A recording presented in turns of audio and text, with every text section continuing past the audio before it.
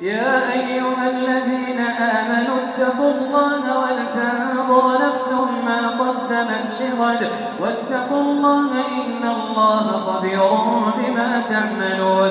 ولا تكونوا كالذين نسوا الله فأنساهم أنفسهم أولئك هم الفاسقون. لا يستوي أصحاب النار وأصحاب الجنة، أصحاب الجنة هم الفائزون. لو أنزلنا هذا القرآن على جبل لرأيته خاشعا متصدعا من خشية الله. وتلك الأمثال نضربها للناس لعلهم يتفكرون.